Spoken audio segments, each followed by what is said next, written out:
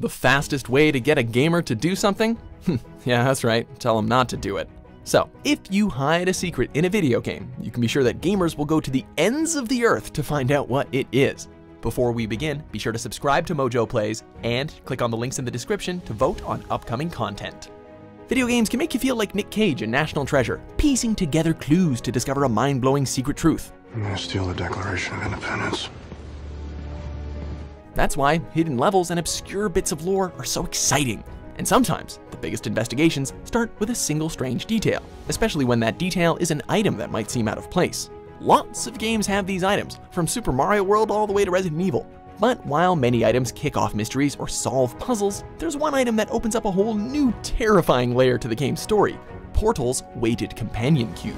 The vital apparatus vent will deliver a weighted companion cube in 3, 2, 1. There's no game that better teases gamers' rebellious streak than Valve's quirky puzzle platformer, Portal.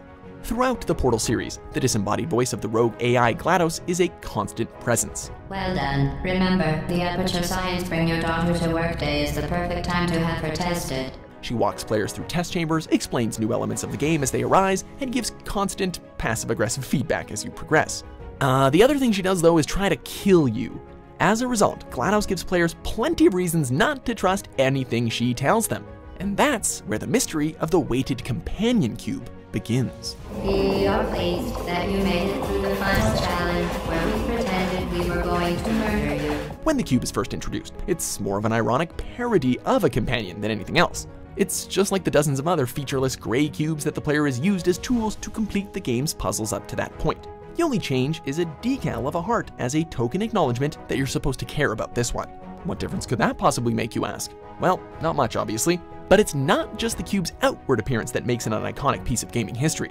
The test chamber where the cube is introduced begins with GLaDOS giving you the simple instruction to take care of the cube as it accompanies you through the test.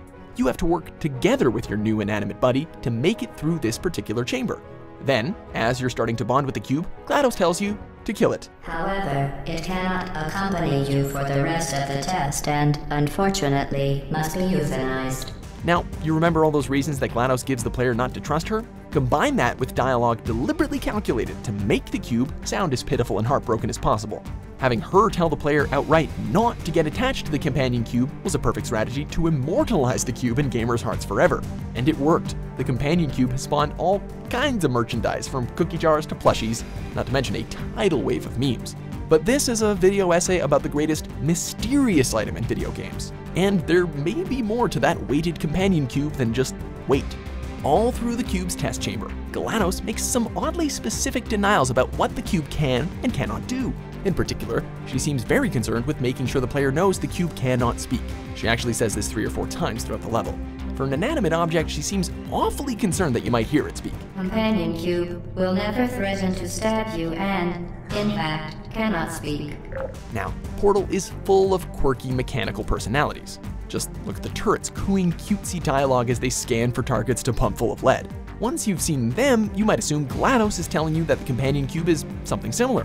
A machine programmed to love you, trapped in that clunky gray box. In fact, why would GLaDOS mention it at all unless she thought there was a chance it would speak, or you would believe that it would speak? That the weighted companion cube cannot speak. In the event that the weighted companion cube does speak, the Enrichment Center urges you to disregard its advice. She tries to throw you off the trail by saying test subjects like you might experience hallucinations. But all that does is imply that even though the cube doesn't speak to you, other people may have heard it. So why would the cube be able to talk, but only sometimes? Well, there has been one fan theory circling the internet since at least 2012 that might hold the answer. Be warned though, it's kinda dark. Given GLaDOS's repeated denials of the cube's ability to communicate, and her extremely suspicious claim that it probably won't feel most of the pain being incinerated, fans have guessed that the cubes might contain the remains of other test subjects themselves. That is, when GLaDOS's extremely dangerous tests kill or injure other subjects, she packs them into cubes and gives them to other test subjects to dispose of. If it's true, the cubes with hearts on them might indicate ones whose occupants are, as the song goes, still alive. Maybe they're even begging you to rescue them? Aperture Science. We do what we must because we can. On top of all that, there's a secret area in the cube level, a hidey hole created by the never-seen escaped test subject known only as Ratman. The walls are covered with messages railing against GLaDOS for asking him to kill his trusted friend, the companion cube. But that's not all. There's also a bunch of photos, pictures of people with companion cubes taped over their faces. Some of those photos look like they might have been portraits of Aperture Science head Kate Johnson, who wouldn't even be fully introduced until Portal 2. And even more chilling, one of them is even labeled with the caption, "Our Founder." There's also an image of the cube itself ascending with wings and a halo. Could this all be a hint about the cube's contents and their untimely deaths? Of course, this could all be further evidence that Ratman has just lost his frickin' mind. There's nothing in there that conclusively proves this disturbing theory outright. After all, packing bodies into cubes is hardly a convenient disposal method. Surely an efficiency-obsessed machine like GLaDOS could come up with something a bit tidier.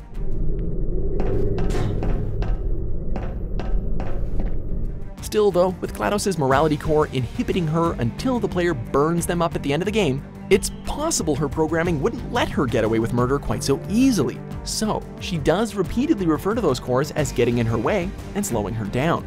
Maybe the cubes are her way of coping with her crimes, literally boxing them away and letting someone else do the dirty work of disposing them.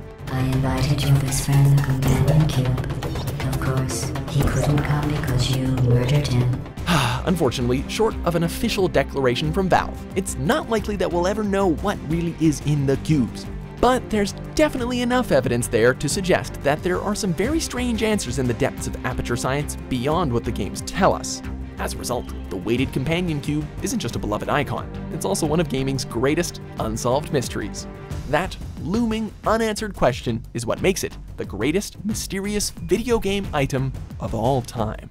You euthanized your faithful companion cube more quickly than any test subject on record. Congratulations. Thanks for watching MojoPlays. Be sure to subscribe and click on the link in the description below to check out our suggestion page and vote on what content you'd like to see us cover next.